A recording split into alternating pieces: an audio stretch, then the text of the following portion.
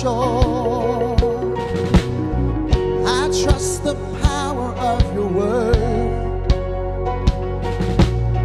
enough to seek your freedom first. Beyond the barren place, beyond the ocean waves. When I walk through the waters, I won't be overcome. When I go through the rivers, I will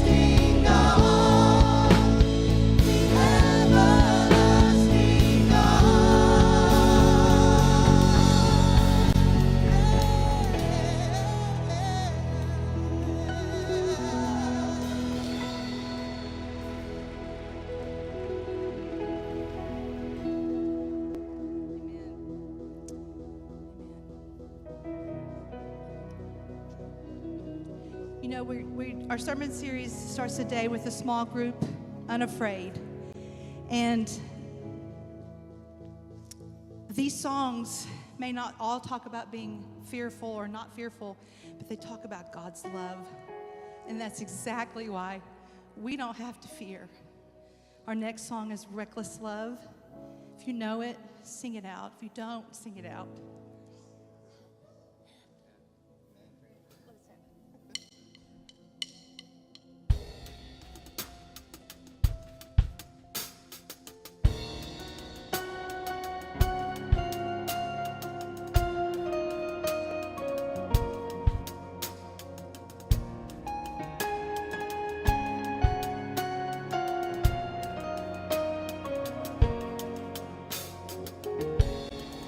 Spoke a word, you were singing over me.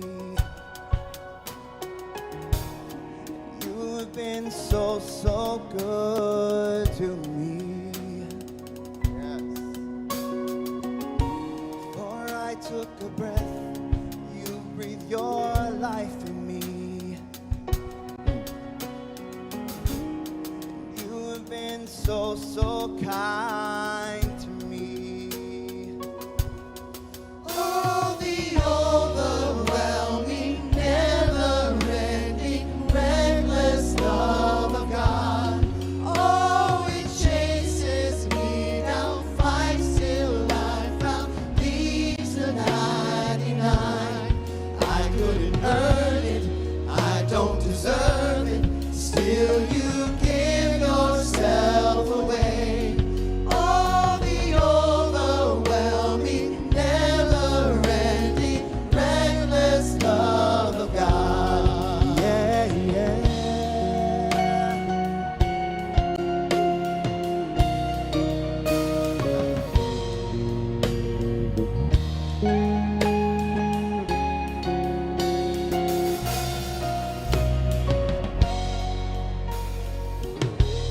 When I was your foe, still your love fought for me. You have been so, so good to me.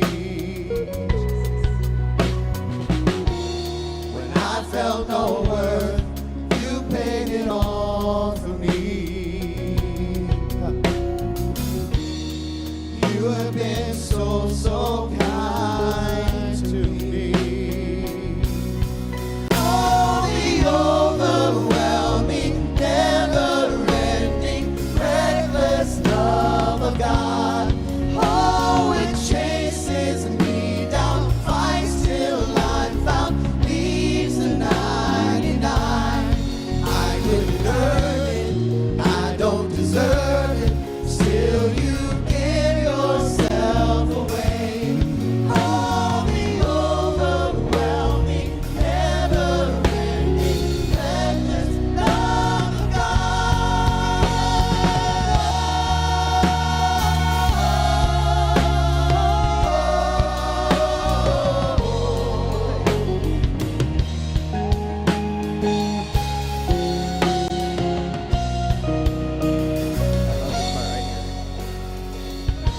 No shadow you won't light up, mountain you won't climb up, coming after me. No wall you won't kick down, lie you won't tear down, coming after me. No shadow you won't light up, mountain you won't climb up, coming after me. There's no wall you won't kick down, lie you won't tear down, coming after me. There's no shadow you won't light up, mountain you won't climb up, coming after me. No wall you won't kick down, lie you won't tear down, coming after me.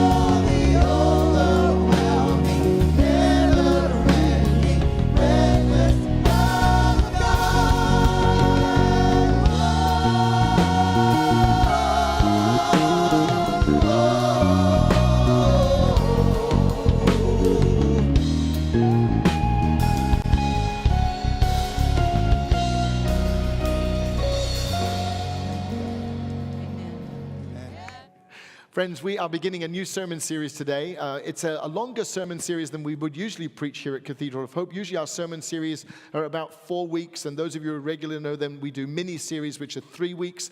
This is going to be a marathon of a sermon series. It's going to be over 7 weeks, and it coincides also with our small groups, who will also be meeting regularly throughout the week on campus, in people's homes, and online. And so if you've not joined a small group yet, we want to really strongly encourage you. And if you're not able to join a small group, we also want to encourage you to buy the book Unafraid, which is in the bookstore, and just read along with us, because all of our small groups and our sermons for this particular season are based out of the book Unafraid. And if you're a regular church folk and you're wondering why we didn't read from Scripture this morning, don't worry, it does come up. It's from 1 John chapter 4, and I'll be referencing that in my sermon. So Jesus still has a word in here, don't worry.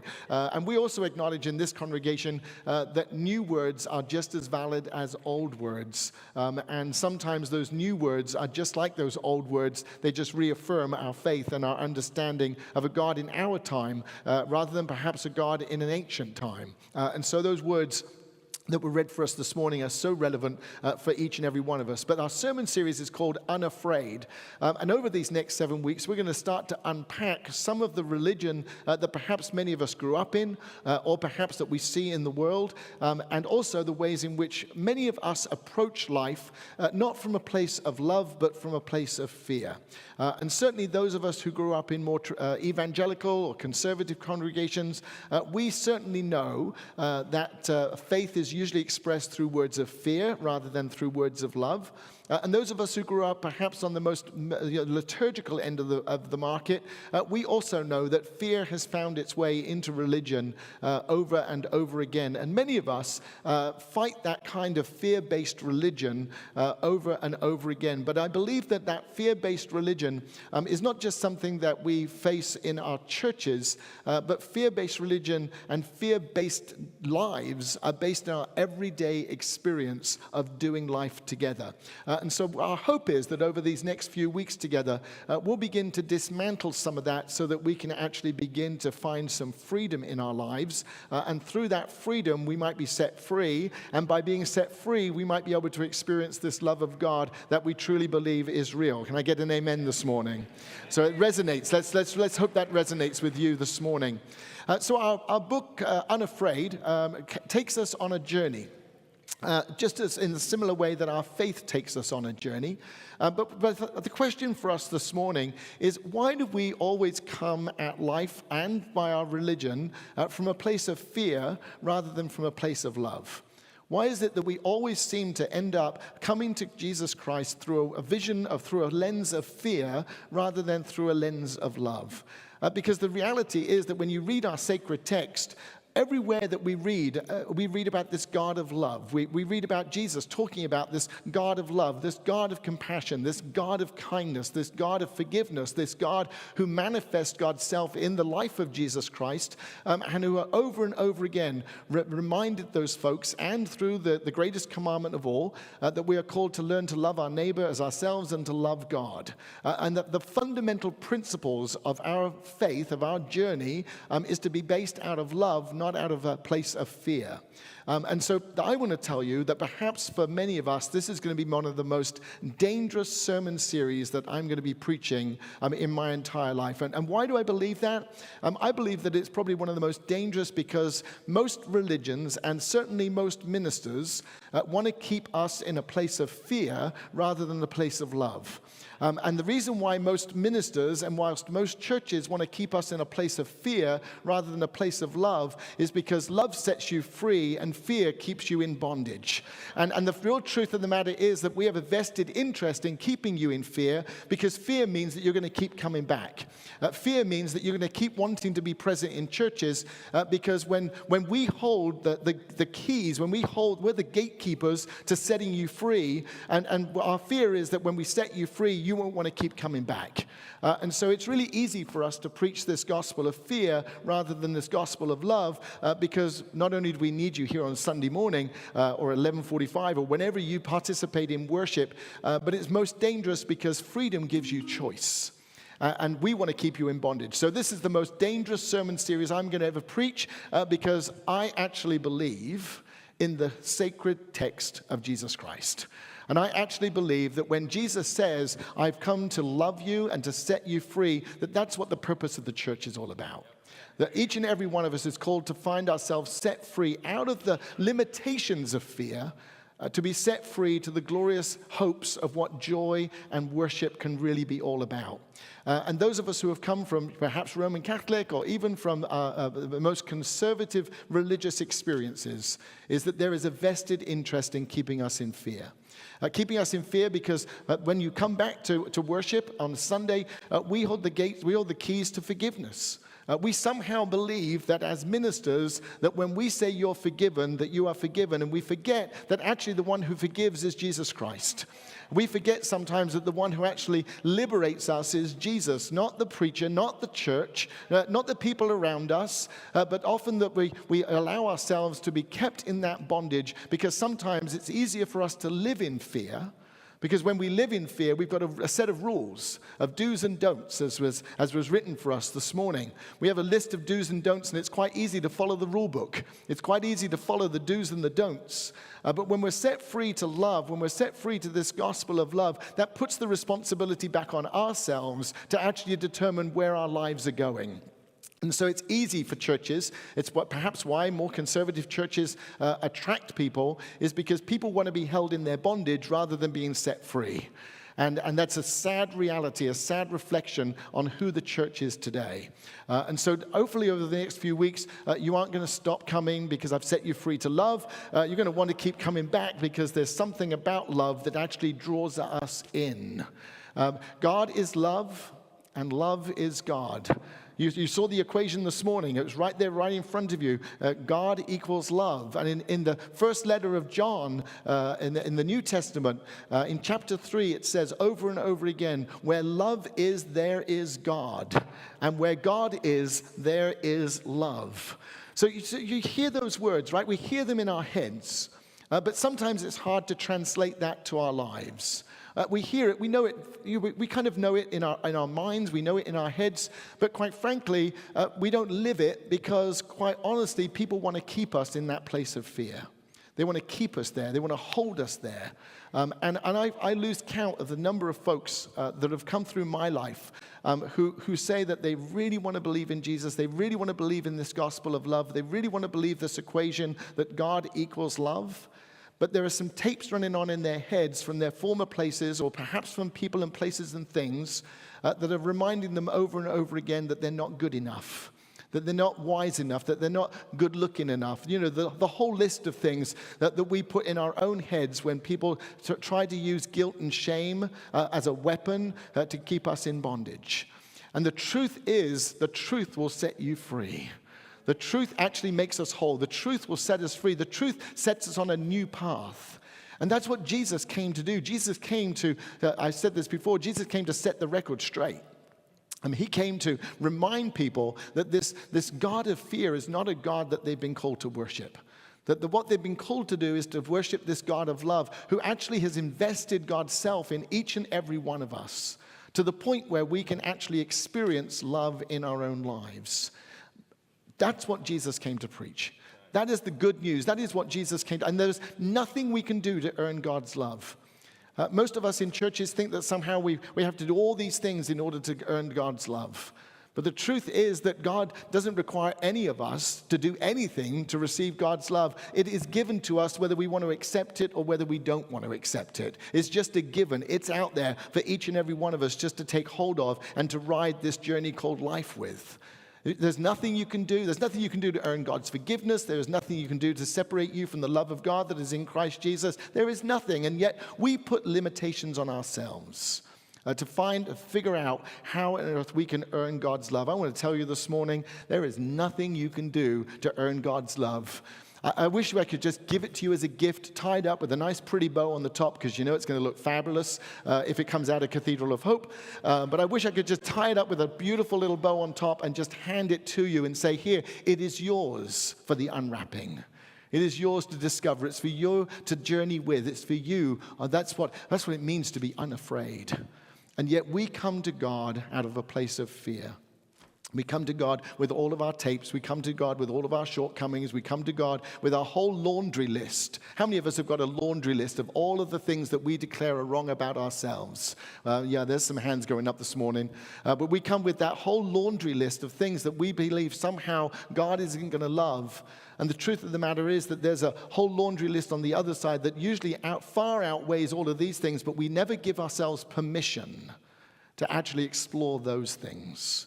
It seems to me that we sometimes just want to come with all of our baggage that we've been carrying around for I don't know how long.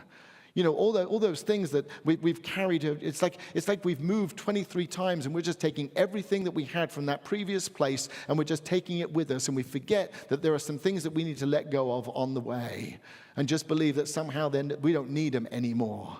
And I want to tell you, one of the things we do not need anymore, and that's a fear-based religion. We do not need to be in fear of God. We need to love God with all our heart, mind, soul, and strength. And we do not need to allow other people to take up room in our heads either, friends. I lose count of the number of people who tell me that somebody said something and it was a trigger to them. And I want to tell you, I understand the triggers. I understand how people, but people are taking space up in our minds and they're not even paying rent. They're not even paying us for taking up space in our minds, but we give them far more power than we give this God that we say we believe in. We give people power over us and shame us and guilt us instead of actually finding some freedom in our lives. I want to remind you this morning that perfect love casts out all fear. Perfect love casts out all fear. And you and I are on a journey to find that perfect love in each and every one of our lives. Where did fear come from? Well, I believe it began right at the very beginning of creation. You know the story from the book of Genesis. But when God created the heavens and the earth in 7 days, well, actually God created them in 6 days, and on the seventh day God rested. And on those 7 days, those 6 days, God made everything, separated the earth from the sky, the waters from the land, made every creature that crawls upon the earth. I'm going to have a conversation with God about some of those creatures that God created because they're a bit scary. But, they're there and they live upon the earth. And then on the sixth day, God created humankind in God's very own image. And God said that they were good. In fact, when God got to the sixth day and God created humankind in God's very own image, God didn't just say it was good, God said it was very good. And I don't know about you, but when God created the first human beings right at the very beginning of creation, wherever you are on that faith journey, God saw them in their nakedness. You know, we often see all of these pictures with, Adam and Eve. I said at the 10 o'clock service, God created Adam and Steve, and I suddenly realized that wasn't the right line. Although I do believe God created Adam and Steve as well. We always see these pictures of Adam and Eve with these fig leaves over their private parts. And those are the things that I think first showed up for us in guilt and shame around our own bodies. And that was created for us, and that guilt and shame creates fear. And it's part of our psychology. It's part of who we are. It's part of what makes the world go round. And I don't want that for us. And so in that second, that's the one creation story. In the second creation story, God creates humankind and finds a helper and then puts them in a garden so that they can multiply and subdue the earth. And by that doesn't mean control the earth. What that means is actually take responsibility for the earth. And to make sure that this earth was revolving. And then you remember the story when Adam and Eve discovered the fruit of knowledge and bit from the apple. And we've been blaming women for our sin forever since then. We've just been blaming women for it. That's not what we do here at Cathedral of Hope, but we've been blaming women for all the sins of the world ever since that first moment, because they then got banished out of the garden and into the land. And I want to tell you that they weren't banished because they were eaten from the fruit of knowledge. They were banished because they ate from the fruit of knowledge and then suddenly believed that somehow they were not good enough, that somehow their nakedness was not holy, that somehow their nakedness was not good. I remember the conversation when God said, "Who told you were naked?" And it was about guilt and shame, friends. This is not about sinning. This is about feeling bad about ourselves and starting to begin this evolution of a fear-based religion. And we've been fighting that one ever since. We've been fighting what it means to be unafraid of God, because we do not need to come before God afraid. And I know we read in our New Testament, come before God with fear, but the truth of the matter, the better translation of that word fear is awe. That we are taught to come before God with awe and wonder. To come before God just expecting that God's going to show up. To come before God with a sense of acknowledging that God's doing something in our lives. To come before God with praise and thanksgiving, perhaps like David, who sang before the Lord, again in his full nakedness. What would it be like if we came to church next week, and no, not naked, don't worry, I'm not going to go there. There's a time and a place, friends, I'm just saying that. But what would it be like if we actually came to church not feeling guilty and having to plead God for some forgiveness? But what would it be like if we actually came to church on Sunday mornings with our arms raised up and our heads held high and our shoulders back and proud about what God has done in our lives this week, and come because we want to give thanksgiving to God, not because we want to plead God that God will somehow love us by being here. That we actually come with some praise and with some thanksgiving and with some acknowledgement that God is going to do so. What would it be like if we came to church with some level of anticipation that God's going to surprise us in our worship today? Not that we have to throw out the form of worship, but that somehow God's going to surprise us in the middle of worship. What would it be like if we truly came to with anticipation that a miracle is going to happen in worship today and that someone's life is going to be transformed? What would it be like if we actually came to worship on a Sunday knowing that God that we believe in actually believes in us, and that this God doesn't need any proof from us, but God is and is God, and love is, and all of those great things that just get manifest when we understand that who this God is, because that's the God that wants our worship. It's not this God of fear. It's not a fearful God. If we're believing, the writer says you can't believe in a God of love and a God of fear at the same time. You cannot serve two masters. You can only serve one, and I want to invite you today to worship a God of love, a God who's invested in you, a God who affirms you, a God who blesses you. And when we hear those voices, I want you to be able to say to them, get behind me, Satan, because you have no place in my life. I'm charging you rent from here on in if you want to take up some space in my life, because I'm done with it. I'm done with people leaving the church because they believe in a fearful God. I'm done with people having to choose between their lives and God. And I want to tell you, God is and is God. And God has shown up in this place today to help you and help me to understand that we are called to worship a God of love and not a God of fear. And it's time for us to unpack that, to divest it, to let it go, to leave it behind. Because I don't believe that's a God who deserves our worship. That's strong words. But I don't believe that that's a God who deserves our worship. That's a God who deserves somebody else's, but it's not the God that Jesus speaks of. The God that Jesus speaks of is a God who made us in God's divine image, called us good, no, very good, even saw us in our nakedness with all our lumps and bumps and all the things that come with age that some of us are having to deal with right now. But that's another session for my therapist. But, all of those things that happen in our lives. And God shows up today and reminds us that we are called to worship a God of love. And where hate exists, God does not. You hear that? Where hate exists, God does not. So perfect love. It's what we're going to be doing over these next 7 weeks. I hope you're going to want to keep coming back and to enjoy worship with us. But I want to challenge us to take the first step today. First step of this journey. If you've ever been to a 12-step meeting, and we don't have 12 weeks, so there's not 12 steps, but if you've ever been to a 12-step meeting, you know that the first step is to acknowledge that you are powerless over whatever it is that you've come to that meeting with. I want to tell you, friends, we are powerless over fear. We are powerless. It exists in every aspect of our lives. The world drives itself by fear. But when we acknowledge that we're powerless over it, then we can do something about it. We can begin to shift our minds and our thoughts and our feelings and acknowledge that, I might be powerless over fear, but I don't have to live there. I might be powerless over the things of this world, but I don't need to subscribe to them. And I get to make a choice today. I get to make a choice. The choice is to live in love. It's challenging because it's countercultural. It's counter everything that we experience in everyday living life. But we have the opportunity today to take that step one and to say, I acknowledge I'm powerless. I'm no longer going to live by fear. Because when you live by fear, it kills you. I know when I live by fear, I spiral down a rabbit hutch, a rabbit path that takes me nowhere. In fact, it usually takes me to destruction.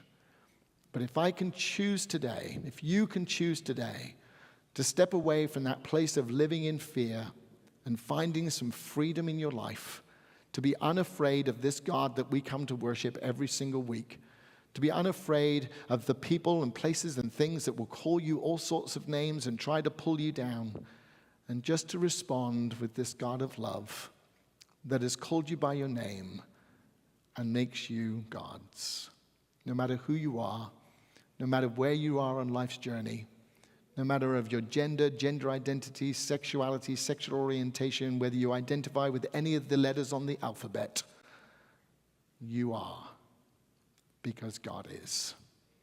Let us be unafraid as we worship in this place, this day and for every day. I'm going to invite Voices of Hope and our praise band to come back up for a moment as we remind ourselves, as we bring ourselves in this closing act of worship, that we might be able to raise our hands and lift our heads and stand right up front in front of God and just acknowledge, I am a child of God. I am loved. I am beautiful just the way that I am. And I am unafraid. We just sung, I'm not afraid. And the second step is living it. So I encourage you as we dismiss and depart of this place to not be afraid. Not be afraid of yourself. Not be afraid of the God that you worship. Not to be afraid of the voices in your head. Not to be afraid of a toxic theology that has kept us in bondage for far too long. Not to be afraid to raise your arms in worship and to affirm God. And when others come against you, just remember, this is not your relationship with them. This is your relationship with God, who thinks you're the best thing ever. So let us not be afraid. Let us go into the world with joy this day. May it be so. You are loved. Amen.